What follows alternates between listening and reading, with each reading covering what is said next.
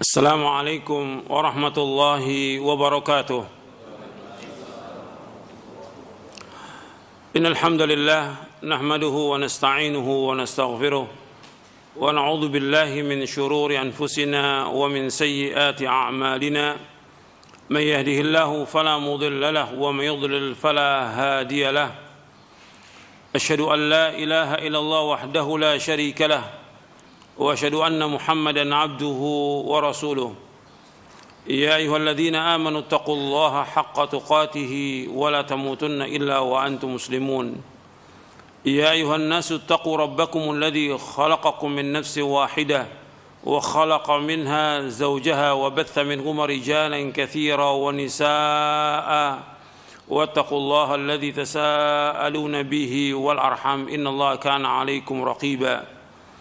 يا أيها الذين آمنوا اتقوا الله وقولوا قولا سديدا يصلح لكم أعمالكم ويغفر لكم ذنوبكم ومن يطع الله ورسوله فقد فاز فوزا عظيما.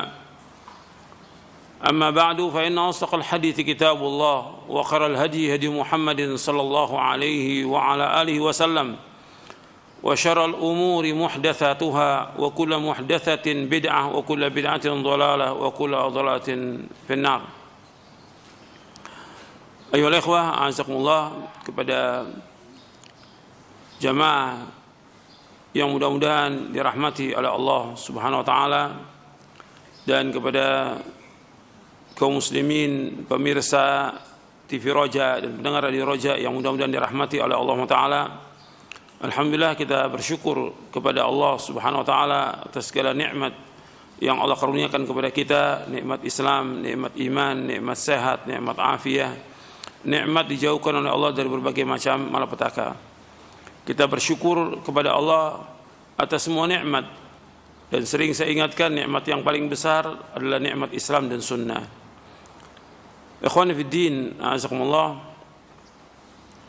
kita masih membahas syarah akidah Ahlussunnah wal Jamaah, poin yang ke-24 tentang wajibnya mencintai Nabi Muhammad sallallahu alaihi wa ala alihi wasallam.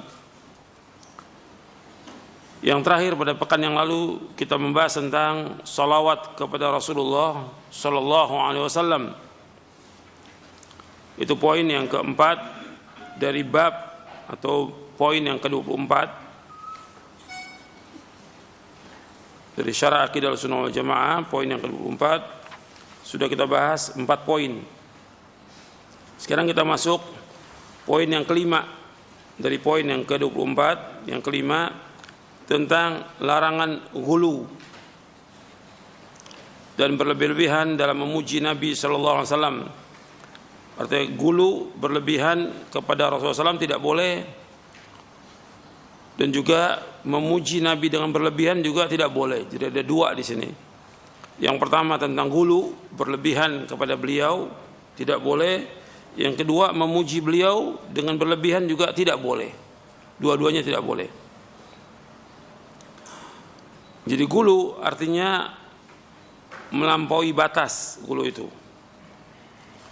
Jadi qala yaghlu ghuluwan, melampaui batas. Jika ia melampaui batas dalam ukuran, itu namanya ghulu. Allah berfirman dalam surah An-Nisa di ayat 171, la taghlu fi dinikum, janganlah kalian melampaui batas dalam agama kalian.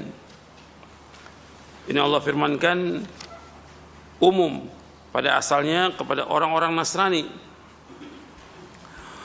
Di dalam kitab Tauhid di bab yang ke-19 di dalam kitab Tauhid itu ada bab majaa anna sababa kufri bani Adam wa tarkihim dinahum huwal ghuluw fis salihin. Di antara sebab kafirnya manusia, artinya sebab kafirnya anak Adam dan mereka meninggalkan agama mereka adalah ghulu, sikap berlebih-lebihan kepada orang-orang soleh. Nanti antum catat, bisa dilihat dalam kitab Tauhid atau syarah kitab Tauhid. bab yang ke-19.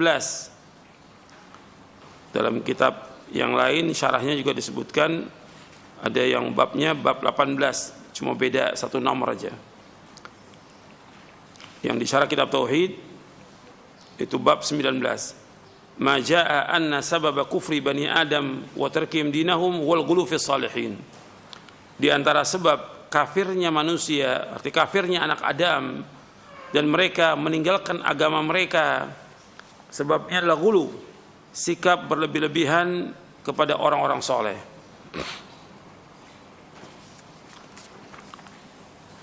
Allah berfirman dalam surah An-Nisa ayat 171, ya ahlal kitabi la taghlu fi dinikum wa la taqulu 'ala Allahi illa al-haqq innamal masihu Isa ibn Maryam rasulullah wa kalimatuhu alqaha ila Maryam wa ruhum min.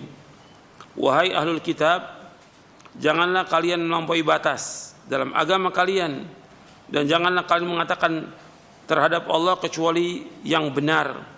Sungguh Al-Masih putra Maryam adalah utusan Allah dan yang diciptakan dengan kalimatnya yang disampaikannya kepada Maryam dan dengan tiupan roh dari Allah Subhanahu wa taala.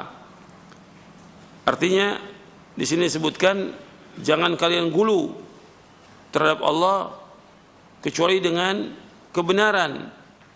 Artinya Allah tidak pernah mewahyukan bahwasanya ada Allah mempunyai anak. Tidak ada sama sekali. Allah mengatakan dengan jelas lam yalid wa lam yulad. Allah tidak beranak dan tidak diperanakkan. Di sini Allah ingatkan kepada ahlul kitab jangan melampaui batas. Isa putra Maryam itu Rasulullah, utusan Allah.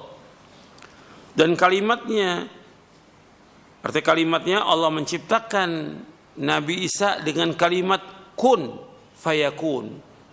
Allah menciptakan Nabi Isa dengan kun fayakun yang disampaikan kepada Maryam. Yang Maryam hamil dengan kehendak Allah Subhanahu wa taala, disampaikan kalimat kun, maka jadilah Nabi Isa. Sampai Maryam melahirkan. Artinya Nabi Isa lahir dengan kehendak Allah dengan kalimat kun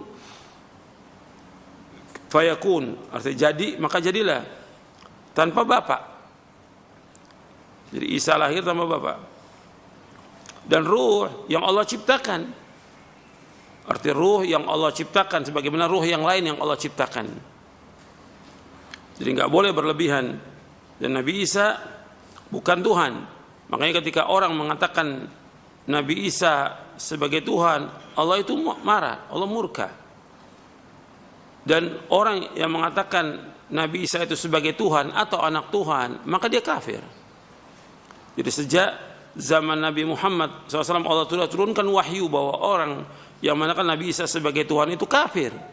Laqad kafara alladziina qalu innallahu wal masih ibnu Maryam. Sungguh telah kafir orang yang mengatakan bahwa Isa bin Maryam itu adalah Tuhan. Laqad kafara alladziina qalu innallaha tsalitsu tsalatsa. Telah kafir orang yang mengatakan bahwa Allah itu tiga. Antum bisa lihat dalam surah Al-Maidah di ayat 72, di ayat 73. Di surah Al-Maidah, di surah yang kelima, antum lihat. Allah berfirman, laqad kafara alladziina qalu innallaha wal masih ibnu Maryam. Wa qala al-masih ya bani Israil a'budullaha rabbi wa rabbakum. Innahu man yusyrik billahi faqad haramallahu 'alal jannah wa ma'wahu an-nar wa ma lidh-dhalimin min ansar. Sungguh telah kafir orang-orang yang mengatakan Allah itu adalah Isa bin Maryam. Tuhan itu adalah Isa bin Maryam. Maka Isa bin Maryam mengatakan, wahai Bani Israel, beribadahlah kalian kepada Allah, Rabbku dan Rabb kalian. Sesungguhnya orang yang berbuat syirik kepada Allah, maka Allah akan haramkan baginya sorga, tempat tinggalnya neraka, dan orang-orang yang zalim tidak punya penolong. Ini surah Al-Maidah ayat 72. Kemudian di surah Al-Maidahnya ayat 73, laqad kafara alladziina qalu innallaha tsalitsu tsalatsah wa ma min ilahin illa ilahu wahid wa illam yantahu amma yaquluna la yamassanna alladziina kafaru minhum 'adzabun alim. Sungguh telah kafir orang-orang yang mengatakan sesungguhnya Allah itu adalah tiga. Arti Tuhan itu ada tiga.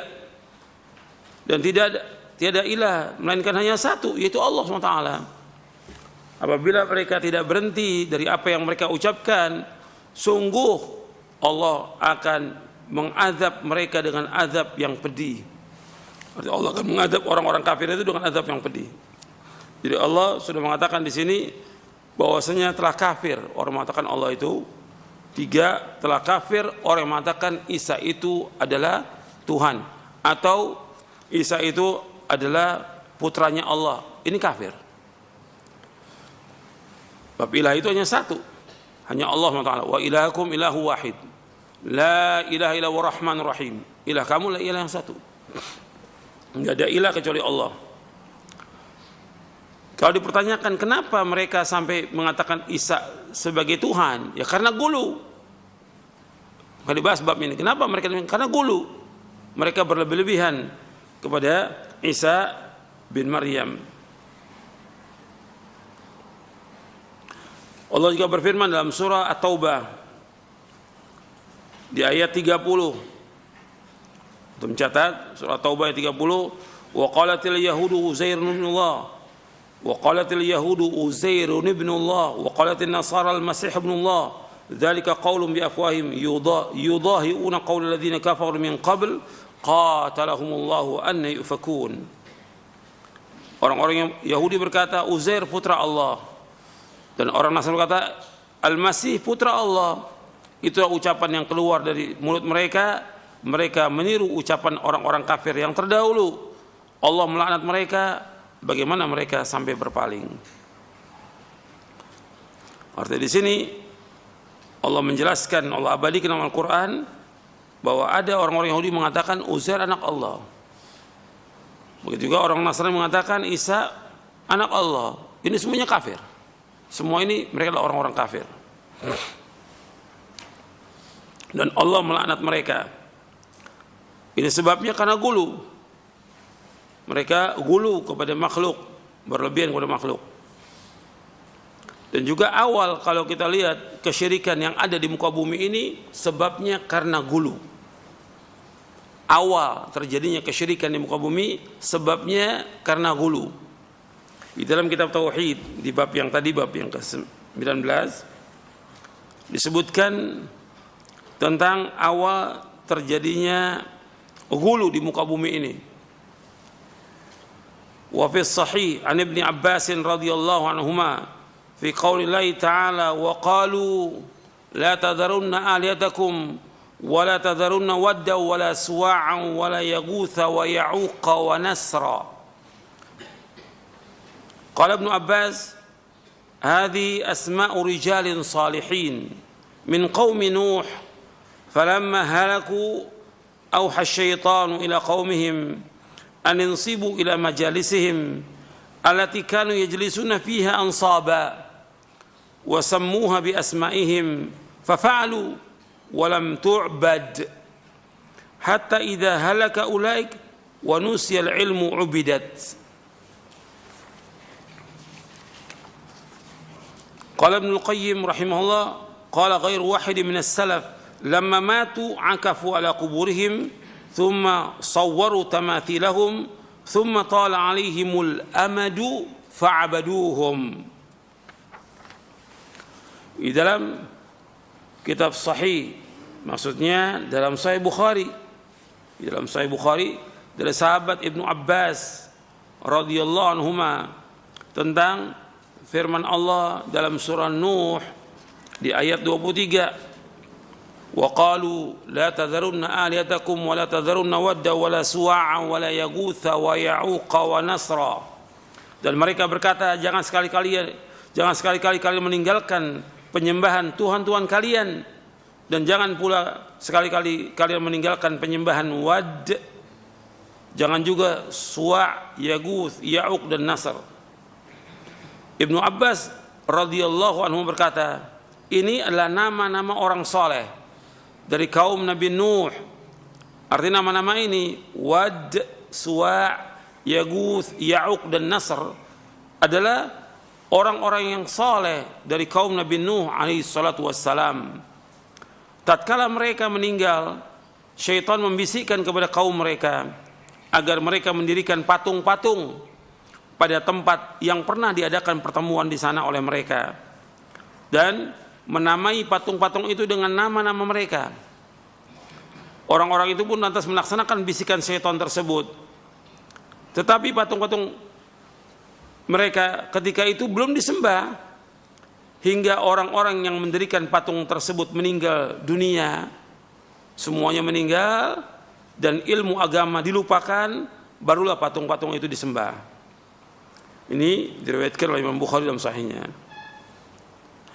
Kata Imam Ibnu Qayyim rahimahullah, banyak kalangan salaf yang mengatakan setelah mereka itu, yakni orang-orang soleh meninggal, orang-orang lantas sering mendatangi kuburan mereka, lalu membuat patung-patung mereka. Kemudian setelah masa demi masa berlalu, sejak masa itu akhirnya disembahlah patung-patung tersebut. Ini akibatnya akibat gulu. Ibnu Qayyim menyebutkan dalam kitabnya Ighathatul Lahfan min Masaidi Syaitan. Jadi di sini kalau kita lihat, sikap gulu berlebih-lebihan terhadap orang soleh merupakan sebab yang bisa mengantarkan penyembahan kepada mereka. Dan ini sudah terbukti. Ini terjadi pada zaman Nabi Nuh, nanti terjadi juga pada zaman Nabi Muhammad SAW. Arti umat Nabi Muhammad ini, kita lihat banyak kubur-kubur yang dianggap kuburan keramat, kuburan orang soleh, dibangun kuburannya, kemudian disembah. Seperti yang kita lihat di Indonesia, kuburan Wali Songo, orang datang berbondong-bondong. Dalam Islam nggak boleh seperti ini. Ziarah kubur boleh, tapi ziarah dengan tujuan untuk mencari barokah, tujuan untuk beribadah di tempat kubur tersebut, nggak boleh dalam Islam. Ini merupakan jalan yang membawa kepada penyembahan, dan terbukti akhirnya disembah. Orang datang ke sana minta kepada mereka agar disembuhkan penyakitnya, dimudahkan jodohnya, dimudahkan rezekinya, diangkat jabatannya, dan yang lainnya. Terjadi ini. Dan yang datang bukan sedikit, jutaan. Sudah terjadi sejak zaman dahulu. Dan ini terjadi di Irak, terjadi di Mesir, banyak negeri Islam. Yang paling banyak di Indonesia ini. Makanya harus dakwah tauhid, harus terus, nggak boleh berhenti. Karena penyembahan kepada selain Allah, Allah nggak redho, Allah tidak redho. Karena dosa yang paling besar dosa apa? Syirik. Makanya nasihatnya yang pertama kali seorang bapak kepada anaknya Allah abadikan dalam Al-Quran. Nasihatnya siapa? Luqman kepada anaknya, ya bunayya la tusyrik billah inna syirka la dzulmun adzim. Wahai anakku, jangan berbuat syirik. Syirik itu kezaliman yang amat besar. Enggak ada kezaliman di muka bumi yang lebih zalim daripada kesyirikan. Allah sebutkan demikian dalam Al-Qur'an. Makanya di sini dibawakan tentang sikap gulu dari kaumnya Nabi Nuh. Ini orang-orang soleh ini meninggal dunia, kemudian setan membisikkan untuk mengenang jasanya mereka, perjuangannya mereka. Dibangun patung, dibuatlah gambar-gambar, patung-patung, rupaka-rupaka dibuat. Tadi nggak disembah, hanya untuk mengenang.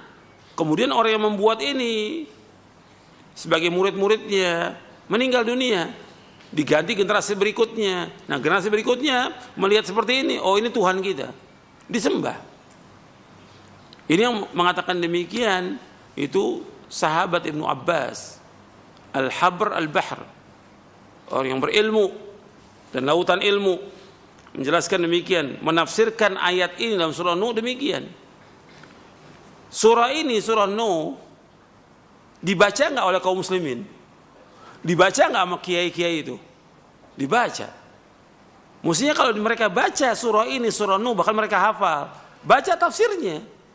Bagaimana awal kejadian orang menyembah kepada selain Allah. Ghulu ini. Tapi dilewati aja itu surah Nuh. Ibnu Abbas menjelaskan di dalam Sahih Bukhari, dijelaskan Ibnu Abbas radhiyallahu anhu, bahwa awal terjadinya kesyirikan gulu ini disebabkan pada zaman Nabi Nuh, orang-orang gulu kepada orang-orang soleh.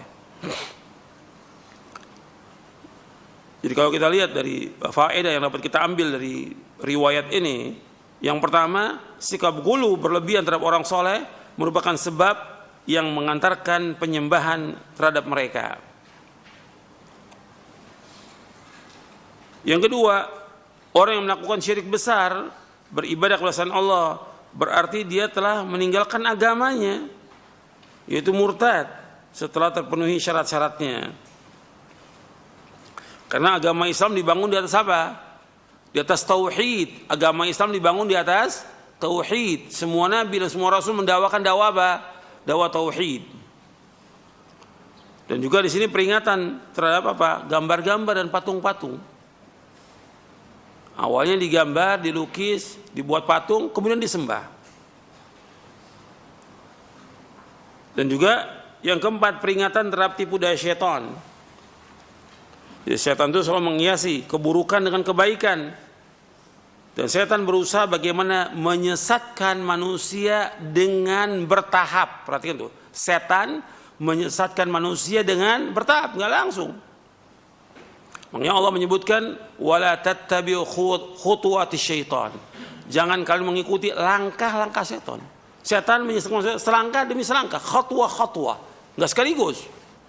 Wala tattabi'u khutuwati syaitan innahu lakum aduwwun mubin. Setan musuh yang nyata bagi kalian. Kemudian yang kelima, peringatan terhadap bahaya bid'ah walaupun niatnya baik. Yang keenam, beriktikaf di kuburan merupakan wasilah yang dapat mengantarkan kepada perbuatan syirik. Iktikaf di kuburan. Dari zaman dulu sudah ada orang iktikaf di kuburan. Kalau menurut Islam iktikaf di mana? Di masjid, bukan di kuburan. Tapi orang-orang jahiliyah, Allah sebutkan dalam Al-Quran, mereka itu iktikafnya kepada siapa? Kepada berhala. Mereka ibadah kepada berhala. Dengan duduk bersimpuh di sana, kadang-kadang beberapa jam, kadang-kadang sampai sehari dia bersimpuh di sana itu, iktikaf di sana di kuburan itu, sampai bermalam juga. Ini merupakan wasilah yang mengantarkan kepada perbuatan syirik. Yang ketujuh, faedahnya mengetahui betapa besarnya kedudukan ilmu. Karena selama ilmu itu masih ada, artinya ada orang-orang yang berilmu yang menjelaskan kepada manusia tentang tauhid dan bahaya syirik, insya Allah agama ini akan terjaga. Tapi ketika sudah meninggal orang-orang yang mendakwakan dakwah tauhid, maka orang akan menyembah kepada selain Allah. Maka di sini dikatakan oleh Ibnu Abbas, kata Ibnu Abbas, wa nusiyal ilmu ubidat. Ilmu itu sudah dilupakan, kemudian disembah. Artinya sudah nggak ada lagi para dai atau ulama yang mendakwakan dakwah tauhid. Kalau sudah nggak ada, disembah semua kubur-kubur itu. Jadi selama masih ada dai yang mengajak kepada tauhid, ini merupakan keberkahan bagi umat ini. Yang kedelapan, tentang bahayanya orang yang tidak belajar agama. Kalau orang tidak belajar agama, tidak nuntut ilmu, lama-kelamaan dia akan sesat. Akan sesat. Apalagi dia merasa dirinya sudah cukup. Dia tidak tahu lama-kelamaan masuknya kesyirikan dalam hatinya atau dalam keluarganya. Kemudian yang terakhir, bahaya taklid kepada nenek moyang. Taklid kepada nenek moyang akan mengantarkan manusia kepada kesesatan. Sekarang kita bahas hadisnya. Itu melihat di sini di halaman 268 dari Syarah Aqidah Ahlussunnah wal Jamaah, Nabi bersabda sallallahu alaihi wasallam, "Iyyakum wal ghuluwa fid din, fa innama ahlaka man kana qablakum al ghuluwu fid din." Iyyakum wal ghuluwa fid din. Jauhkan diri kalian dari sikap ghulu, berlebih-lebihan dalam agama. Fa innama ahlaka man kana qablakum al ghuluwu fid din. Karena sungguhnya ghulu dalam agama ini, atau berlebihan dalam agama ini, telah membinasakan orang-orang sebelum kalian. Hadis ini sahih, diriwayatkan oleh Imam Ahmad, An-Nasa'i, Ibnu Majah, Ibnu Khuzaimah, dan yang lainnya dari sahabat Ibnu Abbas radhiyallahu anhuma. Di sini Nabi menyebutkan, yaitu jangan kalian gulu, jangan berlebih-lebihan di dalam agama, karena berlebihan itu membinasakan orang-orang sebelum kalian. Salah satu sebab yang membuat seorang menjadi kufur adalah sikap gulu dalam beragama, baik kepada orang soleh atau orang yang dianggap wali, maupun gulu kepada kuburan para wali hingga mereka minta dan berdoa kepadanya, padahal inilah perbuatan syirik akbar, dosa besar. Hadis ini, faedah dari hadis ini, iyyakum wal ghuluwa fid din. Yang pertama, larangan dari gulu. Faedahnya yang pertama, larangan dari gulu, baik dalam masalah akidah maupun dalam masalah ibadah. Baik dalam masalah akidah maupun dalam masalah ibadah.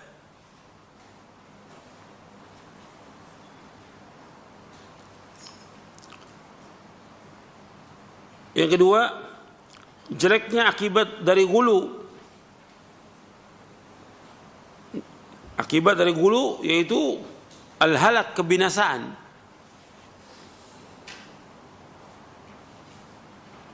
Yang ketiga, kita harus mengambil pelajaran dari umat-umat terdahulu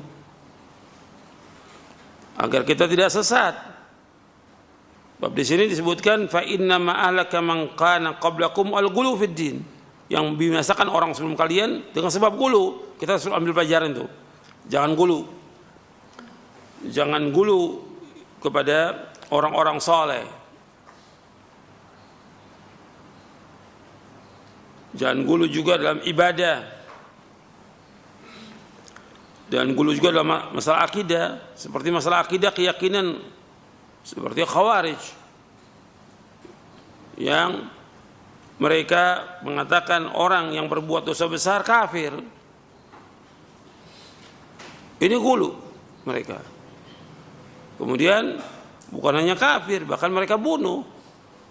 Seperti Khawarij mengkafirkan Khalifatul Rashid Ali bin Abi Thalib radhiyallahu an, sampai mereka memerangi Ali bin Abi Thalib, sampai mereka membunuh.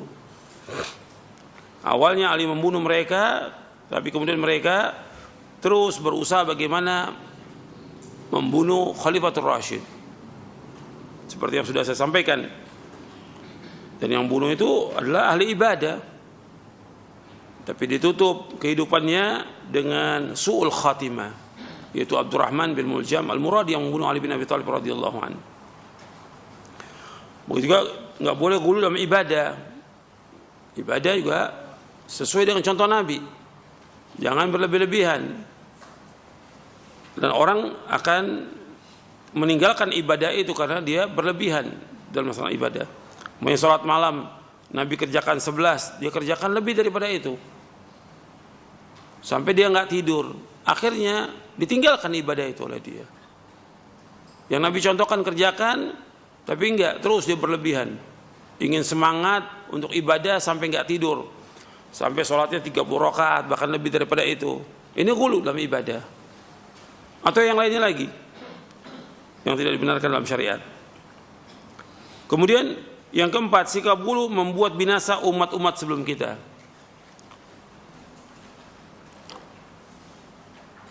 Yang kelima, jadi sikap gulu membuat binasa umat-umat sebelum kita. Yang kelima, Nabi SAW sangat bersemangat untuk menyelamatkan umat beliau dan menjauhkan dari kesyirikan dan sebab-sebabnya. Jadi Nabi SAW bersemangat, sangat semangat untuk menyelamatkan umat beliau dan menjauhkan mereka dari kesyirikan dan sebab-sebabnya. Makanya kita juga harus semangat mendakwakan dakwah tauhid.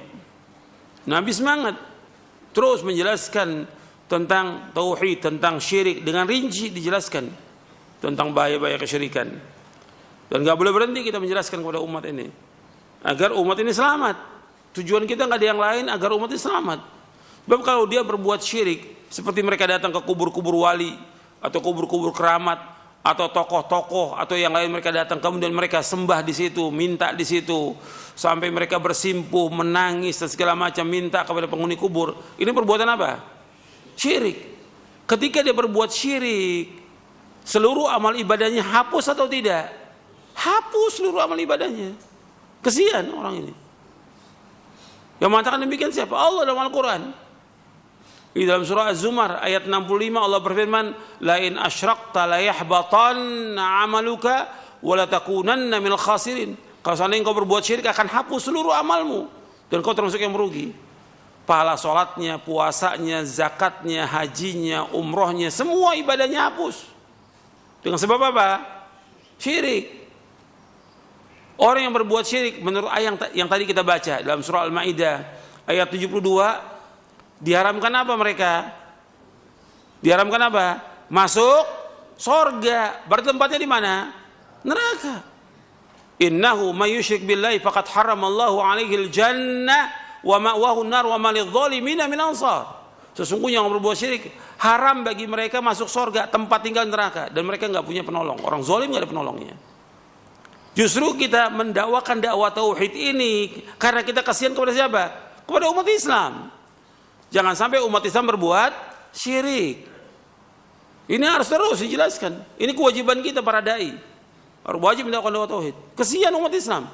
Kalau sampai mereka jatuh dalam penyembahan kepada selain Allah, berdoa kepada selain Allah, istighatsah, minta tolong di saat sulit kepada selain Allah, ini jatuh dalam kesyirikan. Kalau sudah syirik, hapus seluruh amalnya. Kalau sudah berbuat syirik, Allah katakan dalam Al-Quran, haram bagi dia surga. Kalau orang sudah berbuat syirik, maka seluruh amalnya sia-sia.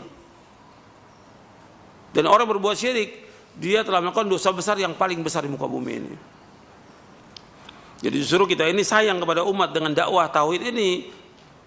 Sayang. Cuma yang antum perhatikan lagi, justru kita yang mendakwakan dakwah tauhid melarang orang berbuat syirik, disenangi tidak oleh setan? Tidak. Setan enggak senang. Kemudian setan membisikkan kepada wali-walinya. Kan ada wali setan. Allah sebutkan dalam Al-Quran ada wali setan. Kemudian wali setan bagaimana menjauhkan orang dari dakwah tauhid? Maka mereka tuduh dakwah yang mengajak kepada tauhid ini wahabi. Ini tuduhan dari siapa? Dari setan. Setan yang menuduh itu. Supaya apa? Supaya orang jauh dari dakwah yang hak ini. Itu tuduhan dari setan. Makanya kita wajib hati-hati.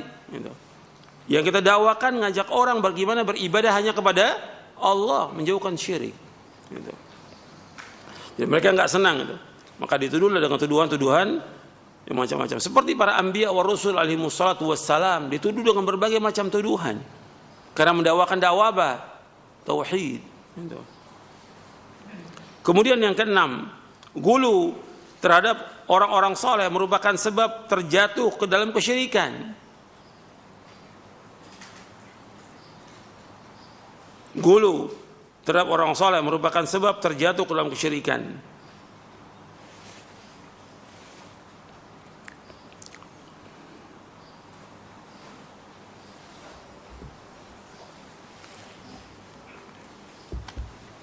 Sekarang kita lanjutkan. Tadi pembahasan tentang gulu. Kemudian tentang itra. Itra artinya melampaui batas, berlebih-lebihan dalam memuji serta berbohong karenanya. Dan yang dimaksud dengan gulu dalam hak Nabi Muhammad SAW adalah melampaui batas dalam menyanjung beliau, sehingga mengangkatnya di atas derajatnya sebagai hamba dan rasul utusan Allah, menisbatkan kepadanya sebagian dari sifat-sifat ilahiyah. Hal tersebut misalnya dengan memohon dan meminta pertolongan kepada beliau, tawassul dengan beliau, tawassul dengan kedudukan dan kehormatan beliau, bersumpah dengan nama beliau sebagai bentuk ibadah kepada selain Allah. Perbuatan ini adalah syirik. Ini termasuk ghulu dan juga itra. Yang dimaksud dengan itra dalam hak Nabi SAW adalah berlebih-lebihan dalam memujinya. Padahal beliau telah melarang hal tersebut. Nabi SAW bersabda, "La tutruni kama atratin nasara ibn Maryam, fa innama ana abduhu faqulu Abdullah wa rasuluh." La tutruni kama atratin nasara ibn Maryam. Janganlah kalian berlebih-lebihan dalam memuji aku, sebagaimana orang-orang Nasrani telah berlebihan dalam memuji Isa putra Maryam. Fa innama ana abduhu, sesungguhnya aku adalah hambanya. Faqulu Abdullah wa rasuluh, maka katakanlah Abdullah wa rasuluh, hamba Allah dan rasulnya. Ini hadis sahih riwayat Bukhari, At-Tirmidzi dalam Mukhtasar Syama'il Muhammadiyah, Imam Ahmad, Ad-Darimi dan yang lainnya dari sahabat Umar bin Khattab radhiyallahu an. Jadi yang dimaksud la tutruni, jangan kalian itra, berlebih-lebihan dalam memuji. Jadi orang enggak boleh memuji-muji Nabi, menyanjung Nabi, enggak dibenarkan. Nabi tetap hamba. Yang senang untuk dipuji siapa? Allah Taala. Allah yuhibbu ayyuhmad. Allah senang untuk dipuji. Makanya kita memuji Allah Taala. Sedang memuji Nabi, Nabi larang. Nabi yang melarang, la tutruni kama atratin nasrani. Nabi yang melarang, hukumnya haram. Jangan kalian memuji-muji aku sebagaimana orang-orang Nasrani memuji Isa bin Maryam. Dan hadis ini sahih riwayat Bukhari, Tirmidzi, Ahmad, Darimi dan yang lainnya. Jadi janganlah kalian, maksudnya dengan kata lain, jangan kalian memuji aku secara batil. Jangan kalian berlebih-lebihan dalam memuji aku. Hal itu sebagaimana telah dilakukan oleh orang-orang Nasrani terhadap Isa alaihissalatu wassalam, sehingga mereka menganggapnya memiliki sifat ilahiyah. Karena itu sifatilah aku sebagaimana Rabbku telah memberikan sifat kepadaku, maka katakanlah hamba Allah dan Rasulnya. Di antara bentuk berlebihan kepada Nabi SAW, mereka mengatakan kalau orang membaca selawat atau yang lainnya, Nabi itu datang. Atau dalam peringatan-peringatan maulid atau yang lainnya, rohnya Nabi datang. Ini termasuk ghulu. Ini masalah gaib. Sedangkan orang kalau sudah meninggal dunia, roh itu berada di mana? Di alam barzah. Tidak kembali ke dunia. Mi waraihim barzakhun ila yaumi yub'atsun. Dalam surah Al-Mu'minun ayat 100. Mi waraihim barzakhun ila yaumi yub'atsun. Di belakang mereka ada barzah sampai hari dibangkitkan. Kemudian sekarang kalau orang mau memperhatikan, ini sudah ghulu, ya, perbuatan ghulu. Sekarang yang mengadakan acara-acara seperti itu bukan hanya satu tempat, roh Nabi datang. Sekarang berapa tempat, berapa negeri yang adakan? Apa roh Nabi itu satu, apa jutaan, sehingga datang kepada semua tempat? Ketika Nabi SAW masih hidup, nggak ada itu. Orang mengatakan kalau Nabi di Madinah, Nabi juga ada di Syam, Nabi ada di Yaman. Nggak pernah ada tuh. Ketika Nabi masih hidup, nggak ada orang. Oh, Nabi sekarang di Madinah, tapi ada juga Nabi di Yaman itu. Ada juga di Syam, nggak ada. Kok sudah meninggal punya keyakinan yang berbagai macam. Ini ghulu atau tidak? Ini ghulu. Ini ghulu kepada Rasulullah SAW. Bahkan di antara tokoh-tokoh mengatakan bahwa bukan hanya roh Nabi datang, bahkan dia bertemu dengan Nabi langsung, bukan mimpi lagi. Ini kan sudah nggak benar ini. Ini dipertanyakan, pertama tentang imannya, yang kedua tentang akalnya. Yang pertama ditanyakan tentang imannya, yang kedua akalnya. Bagaimana Nabi bisa keluar dari kuburnya, ketemu orang ini. Apa keutamaan keistimewaan orang ini? Di zaman sahabat terjadi nggak peperangan? Terjadi peperangan? Nggak ada para sahabat datang ke kubur Nabi. Atau mengatakan tenang aja, kita tinggal tunggu Nabi bagaimana memutuskan. Nabi akan datang kepada kita. Nggak ada. Sudah meninggal sudah, nggak ada sahabat datang ke kubur Nabi. Dan terjadi berbagai macam masalah besar. Bahkan cucunya Nabi dibunuh atau tidak? Dibunuh di Karbala. Nggak ada tuh. Nanti insya Allah Nabi akan datang menolong ini cucunya supaya nggak terbunuh. Nggak ada. Nggak ada sama sekali, percaya keyakinan nggak ada sama sekali. Nah setelah itu kemudian muncul Tarekat Sufiyah dan yang lainnya, Syiah dan segala macam. Nah, kemudian timbul keyakinan-keyakinan yang sesat, yang syirik, yang kufur. Nabi SAW tidak mau dipuji. Kita kembali lagi. Abdullah bin Syekhir berkata, ketika aku pergi bersama delegasi Bani Amir untuk menemui Rasulullah SAW, kami berkata kepada beliau, engkau adalah sayyid kami. Spontan Nabi menjawab SAW, kata Nabi SAW, as-sayyidullah tabaraka wa ta'ala, sayyid, penguasa itu atau tuan itu adalah Allah tabaraka wa ta'ala. Artinya Nabi dipanggil sayyid aja nggak mau Nabi meskipun beliau sayyid atau bukan sayyid Nabi. Sampai Nabi mengatakan SAW, ana sayyidu waladi Adam yaumal qiyamah wala fakhr, aku adalah sayyid, tuan anak Adam pada hari kiamat, dan aku tidak berbangga. Nabi mengatakan ana sayyidu waladi Adam, aku adalah sayyid, dan hadisnya sahih. Tapi ketika Nabi dipanggil sayyid, Nabi nggak mau. Karena apa? Nabi mencegah supaya orang tidak jatuh dalam kesyirikan, gulu. Takutnya mereka gulu. Lalu kami berkata, dan kau adalah orang yang paling utama dan paling agung kebaikannya. Nabi menjawab juga, qulu biqaulikum au ba'di qaulikum wala yastajriyannakumus syaitan. Katakanlah sesuai dengan apa yang biasa, yang wajar kalian katakan, atau seperti sebagian ucapan kalian, dan janganlah sampai kalian terseret oleh syaitan. Nabi tidak mau para sahabatnya jatuh dalam perbuatan gulu. Dan ini dibawakan juga di dalam kitab Tauhid tentang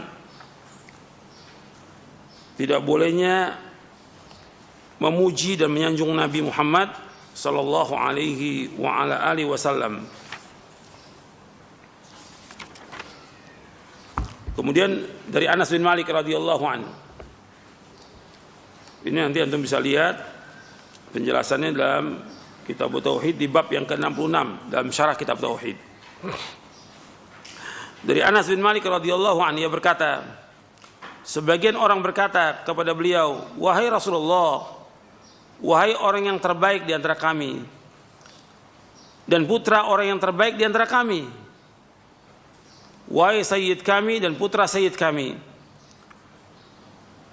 Maka seketika itu juga Nabi bersabda, ini kalimatnya, ya Rasulullah, ya khairana wabna khairina wa sayyidina wabna sayyidina. Jadi mereka mengatakan, wahai orang terbaik di antara kami, putra orang terbaik di antara kami, wahai sayyid kami dan putra sayyid kami. Maka seketika itu Nabi SAW bersabda, ya ayuhan nas qulu biqaulikum wala yastahwiyannakumus syaitan. Ya ayuhan nas qulu biqaulikum wala yastahwiyannakumus syaitanu. Ana Muhammadun Abdullah wa rasuluh ma uhibbu an tarfa'uni fawqa manzilati allati anzalni Allahu azza wa jalla. Wahai manusia, ucapkanlah dengan yang biasa, yang wajar kalian ucapkan. Jangan kalian terbujuk oleh syaitan. Aku tidak lebih adalah Muhammad, hamba Allah dan Rasulnya. Aku tidak suka kalian mengangkat, menjunjungku di atas atau melebihi kedudukan yang telah Allah berikan kepadaku. Nah, di sini sahih diriwayatkan oleh Imam Ahmad, An-Nasa'i dalam Amal Yawm wal Laila, dan Al-Lalikai dalam Syarah Usul I'tiqad Ahli Sunnah wal Jamaah, dan sanadnya sahih. Di sini Nabi membenci orang-orang yang memuji Nabi dengan mengatakan orang yang terbaik, putra yang terbaik, tuan kami, anak tuan kami. Nabi gak suka. Beliau SAW membenci jika orang memujinya dengan berbagai ungkapan seperti engkau adalah sayyidku, engkau adalah orang yang terbaik di antara kami, engkau adalah orang yang paling utama di antara kami, engkau adalah orang yang paling agung di antara kami. Padahal sungguhnya beliau adalah makhluk yang paling utama. Perhatikan bahwa beliau adalah makhluk yang paling utama dan paling mulia secara mutlak.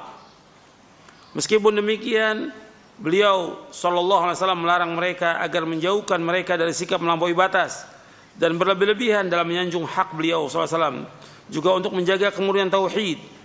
Selanjutnya beliau SAW mengarahkan mereka agar mensifati beliau dengan dua sifat yang merupakan derajat yang paling tinggi bagi hambanya. Di dalamnya tidak ada gulu serta tidak membahayakan akidah. Dua sifat itu adalah Abdullah wa Rasuluh. Artinya hamba Allah dan Rasulnya. Kalimat hamba untuk menunjukkan atau menolak sifat ifrat atau gulu. Kalimat hamba untuk menolak sifat ifrat atau gulu.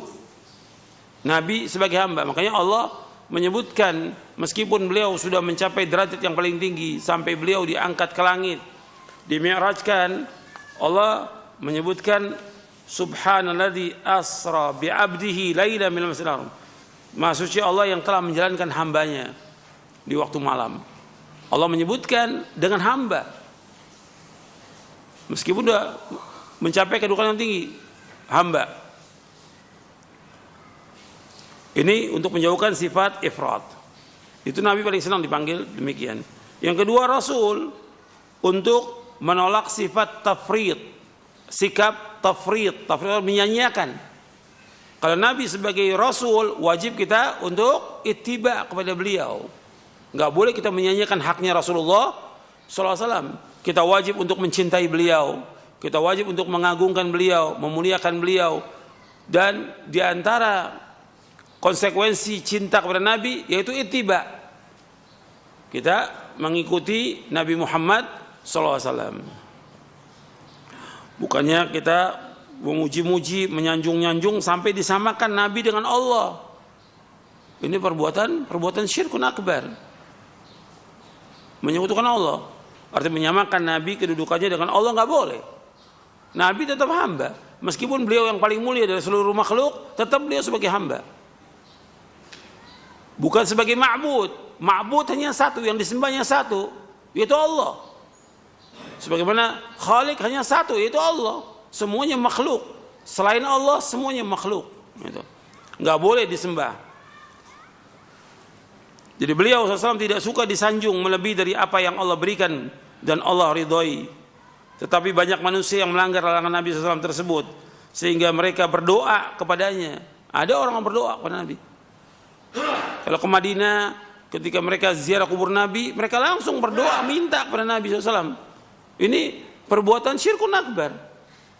Berdoa kepada Allah, bukan berdoa ke kubur Nabi minta kepada Nabi SAW. Ini syirkun akbar. Minta pertolongan, bersumpah dengan namanya, meminta kepadanya sesuatu yang tidak boleh diminta kecuali kepada Allah. Hal itu sebagaimana yang mereka lakukan ketika peringatan Maulid Nabi SAW dalam kasidah atau anasyid, di mana mereka tidak membedakan antara hak Allah Subhanahu wa taala dengan hak Rasulullah sallallahu alaihi wasallam.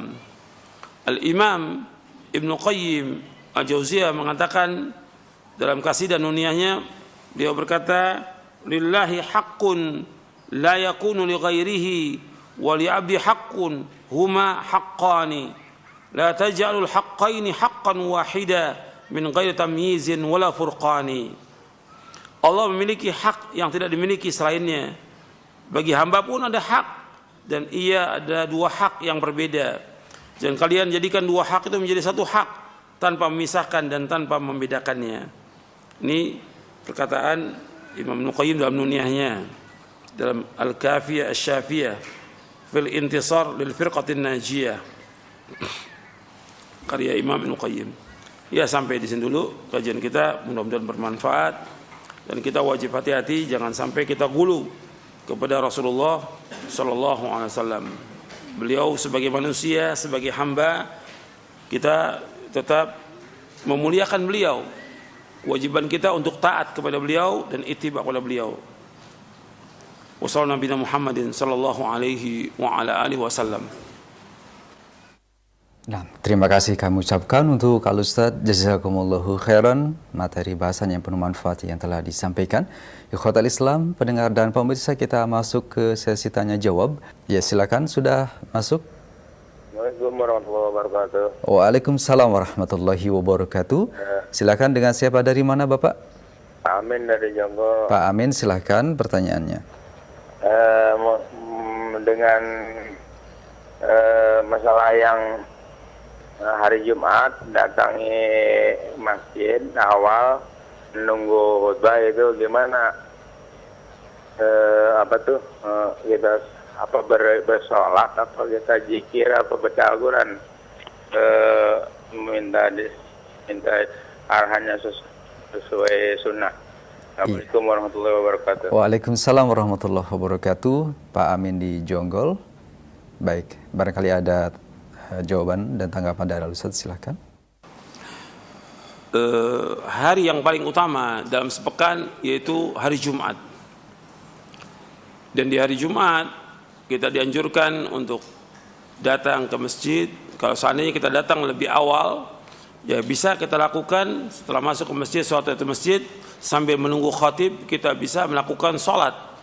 Artinya sholat menunggu khatib, sholat intidhar. Sholat 2 rakaat sampai khatib datang. Kalau kita umpamanya sholat sebagiannya, kemudian kita gunakan sebagiannya lagi untuk berzikir, boleh. Kita berzikir, dan yang paling baik lagi memperbanyak salawat. Karena Nabi SAW mengatakan akhtiru as-salatu alayya yaumal jum'ati wa lailatul jum'ah. Dan akan memperbanyak salawat kepadaku di hari Jumat dan malam Jumat. Jadi Nabi menyuruh, dan ini sudah saya bawakan hadisnya pada pekan yang lalu, pembahasan tentang salawat kepada Rasulullah SAW. Perbanyak salawat, Allahumma salli ala Muhammad, Allahumma salli wa sallim alaihi, terus ulang-ulang sampai 1000 kali pun gak ada masalah. Memperbanyak salawat masing-masing salawat, karena Nabi menganjurkan memperbanyak salawat kepada beliau. Kalau kita mau baca mushaf juga boleh, tapi jangan sampai mengganggu yang lain, karena yang lain juga ada yang sholat, ada juga yang berzikir. Artinya hanya kita yang mendengar, kita lafadzkan tapi kita yang mendengar. Itu kita bisa lakukan. Jadi pada yang pertanyaan tadi, ketika datang lebih awal ke masjid, maka yang pertama lakukan tahiyatul masjid. Kemudian setelah itu kalau kita mau sholat 2 rakaat, sholat terus. Kita sholat 2 rakaat, kemudian kita baca salawat, kemudian zikir, kemudian nanti sholat lagi, kemudian salawat lagi, zikir lagi, terus sampai khatib datang. Ya, yang lain silakan. Terima kasih jawaban dan penjelasan Ustaz, barakallahu fiik. Selanjutnya di kesempatan kedua masih dari penelpon di 0218236543. Sekali lagi kami berharap pertanyaan berkesesuaian dengan materi bahasan agar kita lebih mengambil faidah yang banyak dari Al-Ustaz di pagi hari ini. Silahkan. Ya, sudah masuk. Assalamualaikum. Waalaikumsalam warahmatullahi wabarakatuh. Bapak dengan siapa, dari mana? Ini Pak Mukhtar di Riau. Pak Mukhtar, silahkan. Saat ini mau tanya masalah menghormati kepada Nabi. Bagaimana Pak? Masalah apa tadi? Ini dalam surat Al-Mujadilah ayat 8 itu gini. A'udzubillahi minasyaitonirrajim. Wa idza ja'uka hayyuka bima lam yuhayyika bihillah. Menghormati kepada Nabi dengan penghormatan yang tidak dicontohkan oleh Allah. Seperti baca salawat Baghdad, salawat Nariyah, dan ada syair yang populer di Indonesia ini yang mengatakan begini, Ustaz. Ya Habibil Mustafa balik makosidana waghfir lana mamado ya wasi al-karomi. Ini bagaimana itu? Apakah termasuk perbuatan hulu kepada Nabi atau bagaimana, Ustaz? Iya. Baik. Kemudian yang kedua, mohon maaf, satu saja Pak ya, karena waktu yang terbatas. Barakallahu fiik, Pak Mukhtar. Cukup Bapak ya? Ya. Baik, Assalamualaikum. terima kasih Bapak. Waalaikumsalam warahmatullahi wabarakatuh. Terima kasih sekali lagi Pak Mukhtar. Silahkan Ustaz. Ya. Ini pertanyaannya berkaitan dengan masalah memuji Nabi, menyanjung Nabi, kemudian tawassul dengan Nabi. Tentang tawassul, kalau soal ayat itu mesti membuka tafsirnya, penjelasan para ahli tafsir. Dari pertanyaan tadi disebutkan tentang bagaimana kita tawassul dengan Nabi SAW. Antum lihat di Syarah Aqidah Ahlussunnah wal Jamaah di bab ke-54. Bab ke-54 tentang tawassul. Jadi tawassul itu artinya menyampaikan dan mendekatkan kepada sesuatu. Jamaknya wasilah, artinya menyampaikan dan dapat mendekatkan kepada sesuatu. Itu jamaknya wasail. Dan wasilah juga mempunyai makna yang lain, kedudukan, derajat dan kedekatan. Wasilah menurut syar'i diperintahkan dalam Al-Quran segala apa yang mendekatkan seorang kepada Allah berupa amal ketaatan yang disyariatkan. Allah berfirman dalam surah Al-Maidah ayat 35, ya ayyuhalladzina amanu taqullaha wabtaghu ilaihil wasilata wajahidu fi sabilihi la'allakum tuflihun. Wahai orang beriman, bertakwalah kepada Allah dan carilah wasilah, jalan untuk mendekatkan diri kepada Allah, dan berjihadlah, berjuanglah jalan Allah agar kamu beruntung. Di sini yang dimaksud dengan wasilah dalam ayat ini dalam surah Al-Maidah ayat 35 dijelaskan oleh para mufassirin, dijelaskan oleh Ibnu Abbas, dijelaskan juga oleh Mujahid, Al-Hasan, Al-Basri, Abdullah bin Katsir, As-Suddi, Ibnu Zaid dan yang lainnya, dan juga Qatadah. Yang dimaksud dengan wasilah taqarrabu ilaihi bi ta'ati wal amal bima yurdi. Mendekatlah kepada Allah dengan mentaatinya dan mengerjakan amalan yang diridhoinya. Artinya yang dikatakan wasilah itu mendekatkan diri kepada Allah dengan mentaati dan mengerjakan amalan yang diridhoi. Bukan wasilah itu artinya menjadikan Nabi sebagai wasilah perantara kepada Allah, bukan. Bukan menjadikan Nabi. Boleh kita lakukan kalau Nabi masih hidup. Ini ada wasilah itu atau tawassul itu ada yang masyru', ada yang bid'ah, ada yang syirik. Ada 3 itu di halaman 446. Yang masyru' tawassul kepada Allah dengan nama-nama dan sifatnya, dengan amal soleh yang dikerjakan atau melalui doa orang soleh yang masih hidup. Ada 3 itu. Yang masyru' itu ada 3. Yang pertama tawassul kepada Allah dengan nama-namanya dan sifat-sifatnya, seperti ya hayyu ya qayyum bi rahmatika astaghitsu aslih li sya'ni kullahu wa la takilni ila nafsi tarfata ainin. Yang kedua dengan amal soleh yang kita kerjakan ikhlas karena Allah.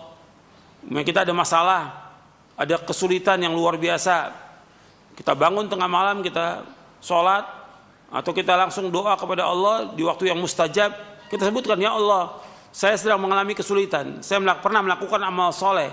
Kalau amal soleh ini ikhlas karena Engkau, ya Allah, mudahkan urusan saya, ya Allah. Menyebutkan amal soleh kepada Allah, menyebutkan, bukan kepada orang lain, kepada Allah. Sebutkannya amal soleh itu. Yang ketiga, yaitu kita tawassul dengan orang yang soleh yang masih hidup. Seperti terjadi pada zaman Nabi SAW. Ketika terjadi kemarau, para sahabat datang kepada Nabi, ya Rasulullah, ini kemarau. Udah banyak binatang-binatang yang mati, pohon kering. Nabi berdoa kepada Allah, sahabat berdoa, Nabi berdoa kepada Allah, turun hujan. Setelah wafatnya Nabi, nggak ada seorang sahabat yang datang ke kuburan Nabi, nggak ada. Ketika terjadi kemarau di zaman Umar bin Khattab radhiyallahu an, Umar tidak datang ke kuburan Nabi, padahal Umar di Madinah, tapi datang kepada Abbas bin Abdul Muttalib, karena Abbas orang soleh.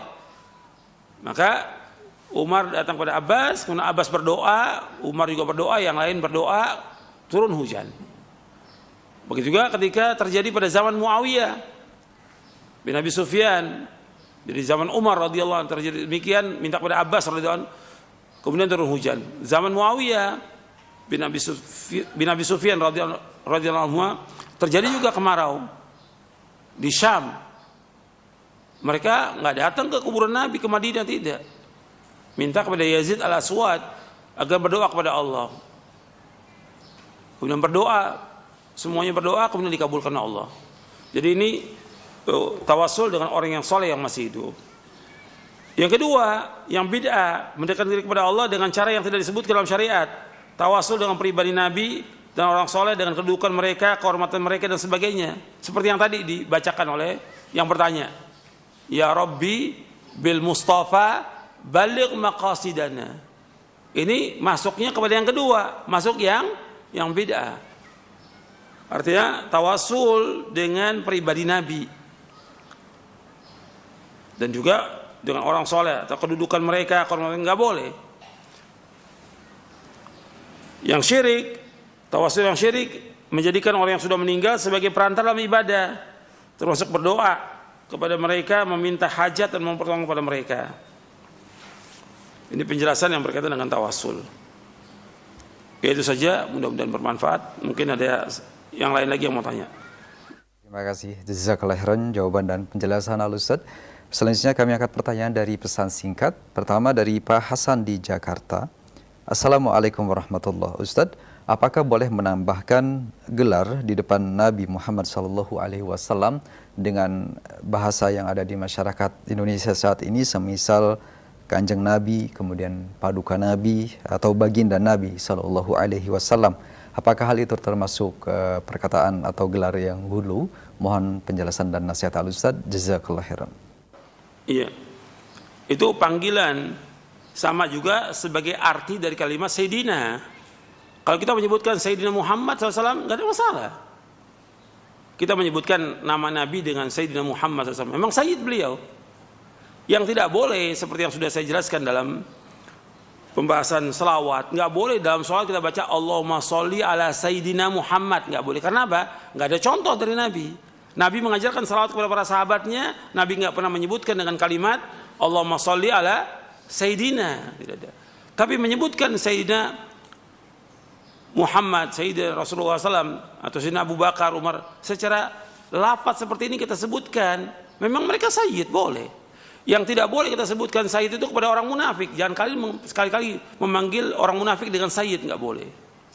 Jadi penyebutan itu kemudian diartikan dalam bahasa Indonesia dengan istilah baginda atau yang lainnya. Tapi menyebutkan dengan kalimat Nabi Muhammad SAW itu lebih utama.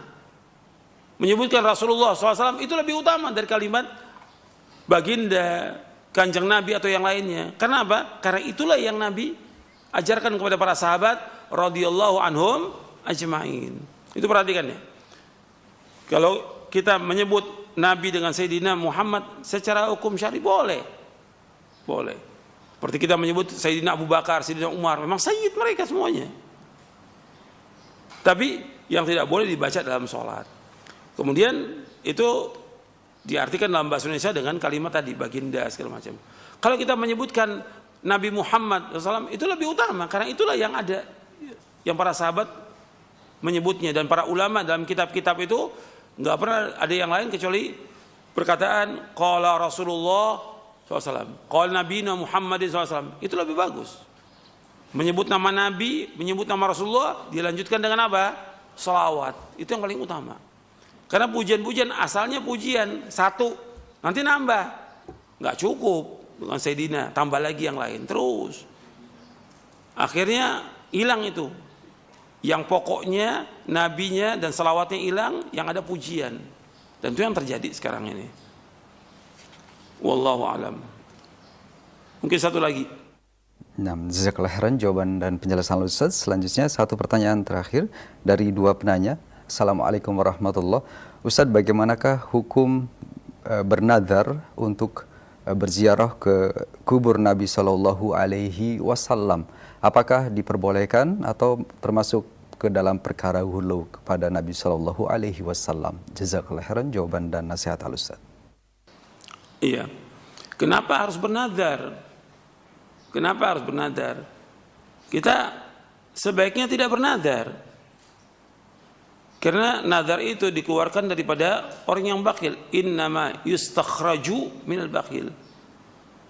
Kalau kita bernazar itu artinya kita menyatakan sesuatu, artinya kita niatkan sesuatu yang tidak wajib jadi wajib atas diri kita. Umpamanya seorang dia puasa setiap bulan 3 hari, itu puasa sunat. Kemudian dia bernazar, kalau saya sembuh dari sakit, saya mau puasa setiap bulan 3 hari. Jadi wajib atau tidak? Jadi wajib. Memberatkan atau tidak? Memberatkan. Sebaiknya semua jangan nazar. Laksanakan aja perintah Allah, jauhkan larangannya. Jangan bernazar. Ketika kita bernazar, berat buat kita. Memang kita wajib laksanakan. Kalau kita nazarnya taat, wajib laksanakan. Man nazara ayyuti' Allah falyuti'hu, wa man nazara ayya'si Allah fala ya'si. Kata Nabi SAW, barang siapa yang bernazar untuk taat kepada Allah, dia laksanakan saat itu. Barang siapa yang bernazar untuk berbuat maksiat, jangan dia lakukan maksiat itu. Nah sekarang, seperti ziarah ke kubur Nabi, kita niat ziarah ke kubur Nabi dari Indonesia, nggak boleh. Sebab tujuan ziarah itu hanya boleh ke 3 masjid. Nabi bersabda SAW, la tushaddur rihalu illa ila 3 masajid, masjid hadza wa masjidil haram wal masjidil aqsa. Tidak boleh mengadakan perjalanan ziarah dengan niat ibadah kecuali ke 3 masjid. Yang pertama masjidku ini, yang kedua masjidil haram, yang ketiga masjidil aqsa. Enggak pernah ada riwayat suruh ziarah ke kubur Nabi, enggak ada. Cuma karena ada di situ di Masjid Nabawi, ya sekalian kita ziarah ke kubur Nabi. Tapi niat yang pertama kali bukan ziarah ke kubur Nabi, bukan. Tidak boleh. Niatnya ziarah kemana? Ke masjid. Karena sholat di Masjid Nabi fadilahnya berapa? 1000 kali dari masjid yang lain seluruh dunia. Sholat sekali sholat di Masjidil Haram fadilahnya berapa? 100.000 kali sholat di masjid seluruh dunia. Sholat di Masjidil Aqsa 250 kali. 250 kali. Jadi ziarah nazar dengan ziarah kubur Nabi enggak ada dan enggak boleh dilaksanakan. Karena apa? Karena enggak ada riwayat disuruh untuk ziarah ke kubur Nabi, enggak ada. Ziarah kubur betul ada, gitu. Kemudian para sahabat juga enggak ada setiap hari ziarah kubur Nabi, enggak ada riwayat, enggak ada. Ada berapa sahabat ketika pulang safar mereka ziarah ke kubur Nabi, pulang safar, dan mereka tinggalnya di mana? Di Madinah. Tidak mengadakan safar. Gak boleh kita sengaja ziarah kubur dengan safar, nggak dibenarkan. Karena tidak boleh mengadakan perjalanan safar dengan niat ibadah kecuali ke 3 masjid. Itu perhatikan itu. Dan itu penjelasan para ulama banyak tentang masalah ini. Karena itu akan mempunyai pengagungan dan nanti akan penyembahan. Maka Nabi sendiri melarang untuk dijadikan kuburnya sebagai tempat yang diibadahi. Sampai Nabi berdoa, Allahumma la taj'al qabri wathanan yu'bad. Ya Allah, jangan kau jadikan kuburanku sebagai tempat berhala yang disembah. Dan Nabi juga melarang orang mengadakan perayaan-perayaan di kubur Nabi, apalagi kubur yang lain. Itu nanti antum bisa baca di syarah kitab Tauhid tentang masalah ini. Jadi nazar itu jangan sampai kita memberatkan. Nazar dengan ziarah safar nggak boleh, harus kita batalkan itu. Jadi kita nazar yang sesuai dengan syariat. Yang sudah wajib ya kita laksanakan yang wajib, nggak perlu kita nazar lagi. Jadi sebaiknya ditinggalkan. Seperti orang kalau saya umpamanya sembuh dari sakit, saya mau sedekah. Kalau nggak sembuh, nggak sedekah dia. Saya memotong kambing 2 ekor kambing kalau sembuh dari sakit, atau anak saya sembuh dari sakit, atau saya lulus ujian, saya mau sembelih kambing. Kalau enggak sembelih kambing. Ini makanya kata Nabi SAW dalam hadis yang sahih riwayat Bukhari, innama yustakhraju bihi minal bakhil. Sesungguhnya nazar itu dapat mengeluarkan sesuatu dari orang bakhil. Jadi orang bakhil itu kalau dia mau mengeluarkan sedekah, nazar dulu dia. Gitu. Yustakhraju minal bakhil. Ini sabda Nabi SAW. Jadi sebaiknya kita tidak bernazar. Maka sebagian ulama memakruhkan untuk bernazar, sebagian mengharamkan sebagiannya. Karena akan memberatkan orang itu. Saya pikir cukup sampai di sini kajian kita, mudah-mudahan bermanfaat untuk saya dan untuk antum sekalian. Ada yang perlu saya sampaikan dalam kesempatan ini.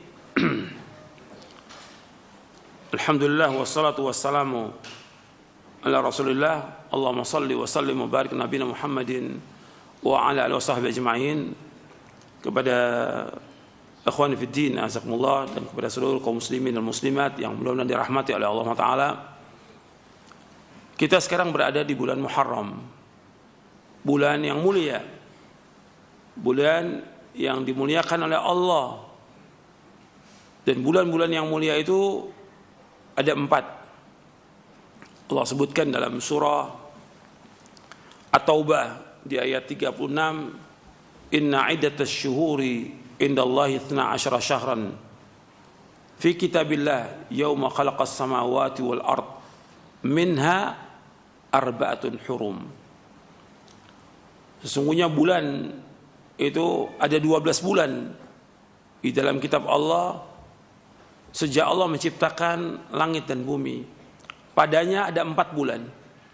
4 bulan dijelaskan oleh Nabi SAW dalam hadis riwayat Bukhari Muslim bahwa 4 bulan itu yang pertama mutawaliyat, beriringan, yaitu Dzulqa'dah, Dzulhijjah, Al-Muharram. Kemudian Rajab, baina Jumada wa Sya'ban, dan Rajab. Jadi 4 bulan. 4 bulan yang dimuliakan oleh Allah, yang tidak boleh orang berperang. Dan enggak boleh kita menzalimi diri kita dengan berbuat dosa dan maksiat. Fala tadhlimu fihinna anfusakum. Setelah Allah menyebutkan minha arbatun hurum, dzalika dinul qayyim fala tadhlimu fihinna anfusakum. Jangan kalian berbuat zalim padanya. Artinya jangan mengadakan peperangan, jangan berbuat dosa, jangan berbuat kezaliman, jangan berbuat maksiat di bulan yang mulia ini. Ini Syahrul Muharram. Nah, apa yang kita lakukan di bulan Muharram ini? Nabi bersabda sallallahu alaihi wasallam dalam hadis yang diriwayatkan oleh Imam Ahmad, Muslim, Abu Dawud, Tirmidzi dan yang lainnya dari sahabat Abu Hurairah radhiyallahu an, Nabi bersabda sallallahu alaihi wasallam, afdhalus siyami ba'da Ramadan Syahrullahil Muharram wa afdhalus salati ba'da al-faridati salatul lail. Seutama-utama puasa sesudah Ramadan Syahrullahil Muharram, itu bulan Muharram. Seutama-utama salat sesudah yang wajib salat malam. Jadi puasa yang utama sesudah bulan Ramadan, bulan Muharram.